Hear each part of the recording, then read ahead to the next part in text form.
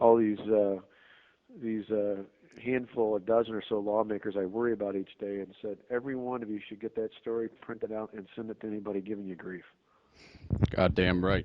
And Yeah, we sent Andrew Breitbart down there. yeah, Yeah, good stuff. yeah. He's our Well, man, you know. well, it has been amazing to me the massive amount of attention.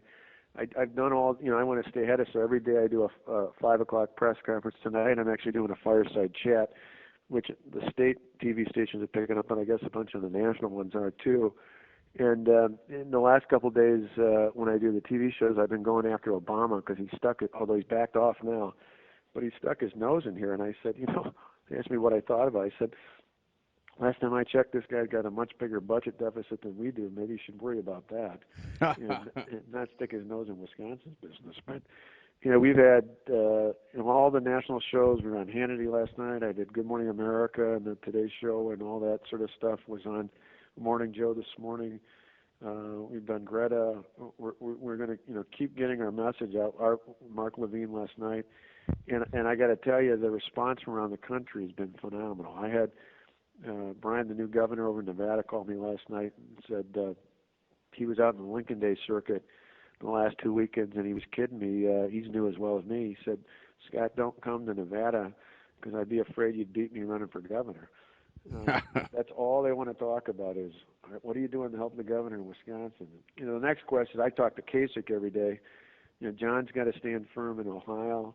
I think we can do the same thing with Rick Scott in Florida. I think Schneider, if he got a little more support, probably could do that in Michigan. I mean, you start going down the list.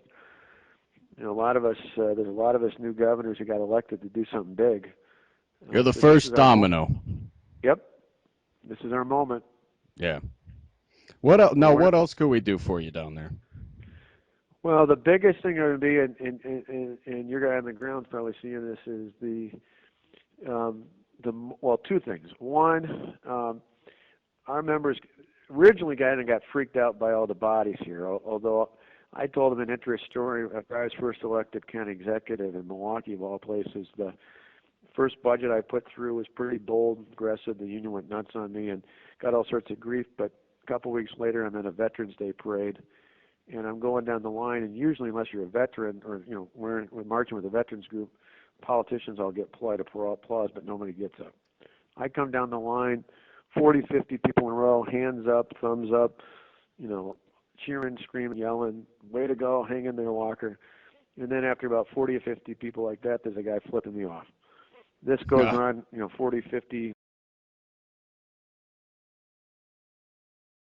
right thing.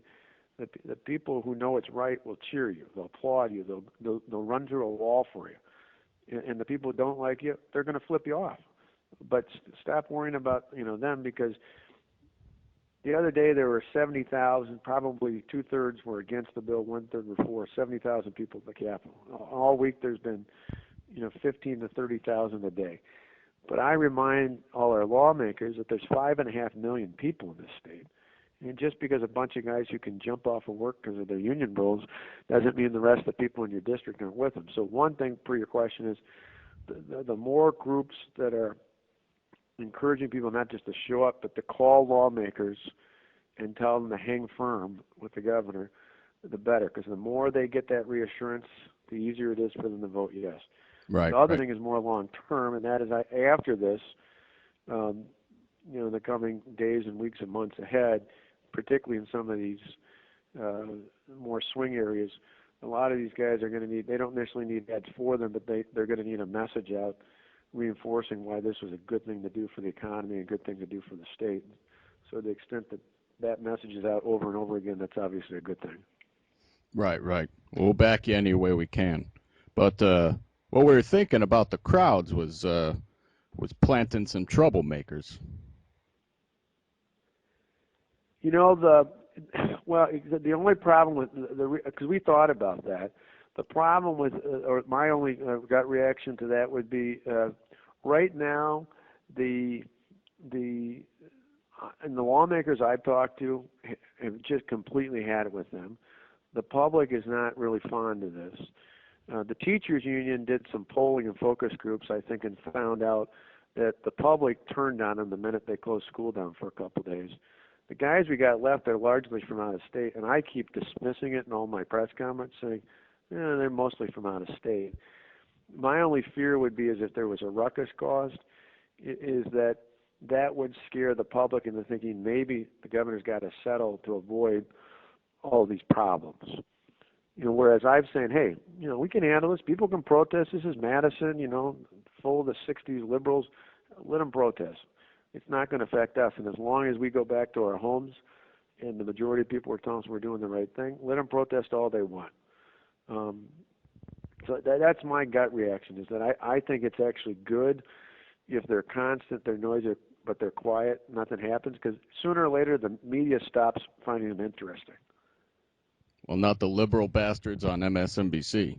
Oh, yeah, but who watches that? I mean, I went on just morning Joe this morning, but I like it just because I like being combative with those guys. But I mean, they're off. Well, Joe's a good guy. He's one of us.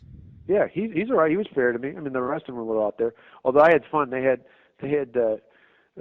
Schumer over from New York on ripping me, and then they had a little clip of a state senator hiding out ripping me.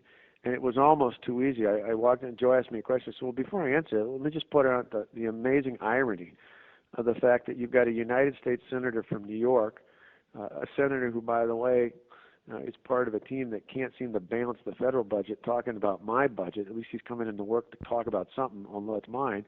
And you got one of these 14 state Senate Democrats who can't even bother to show up and deal with the budget he's elected to do something about. And so that kind of tells you the whole story right there. Beautiful, beautiful. But you gotta love that Mika Brzezinski. Oh yeah. She's a couple of weeks ago, I'd known Joe before, but I was having dinner with Jim Sensenbrenner when I came into D.C. for a day to do an event, and was going over to do Greta's show. I had dinner with Congressman Sensenbrenner, and right next to us was the two of them, and then their guest was Axelrod. So I came over, I introduced myself. That son of a bitch. Yeah, no kidding, huh? Introduced myself, and he said, I figure you probably knew who I was since your boss was in campaigning against me, but it's always good to let them know you know what's going on. Well, good. It's good catching up with you. Yeah, well, thanks. This is an exciting time. This is, I told my cabinet, I had a dinner Monday right after the 6th. Came home from the Super Bowl where the Packers won. That Monday night, I had all my cabinet over to the residence for dinner. Talked about what we were going to do, how we were going to do it. We'd already kind of built plans up, but it was kind of the last hurrah before we dropped the bomb. And I stood up and I pulled out a picture of Ronald Reagan. And I said, this may seem a little melodramatic, but 30 years ago, Ronald Reagan, whose 100th birthday we just celebrated the day before, had one of the most defining moments of his political career, not just his presidency, when he fired the air traffic controllers. And I said, to me, that moment was more important than just for labor relations or even the federal budget. That was the first crack in the Berlin Wall and the fall of communism, because from that point forward, the Soviets and the communists knew that Ronald Reagan wasn't a pushover. And I said, this may not have as broad a world implications, but in Wisconsin's history, little did I know how big it would be nationally, Wisconsin's history, I said, this is our moment. This is our time to change the course of history. And this is why it's so important that they were all there. I had a cabinet meeting this morning. I reminded them of that. I said, for those who thought I was being melodramatic, you now know it was purely putting it in the right context. Well, I'll tell you what, Scott. Once you crush these bastards, I'll fly you out to Cali and really show you a good time. All right, that would be outstanding. Thanks for all the support and helping us move the cause forward, and we appreciate it. We're doing it the just and right thing for the right reasons, and it's all about getting our freedoms back. Absolutely. And, we have a little bit of vested interest as well.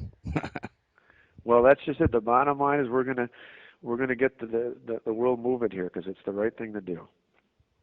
All right, then. Thanks a million. Bye-bye. Bye now.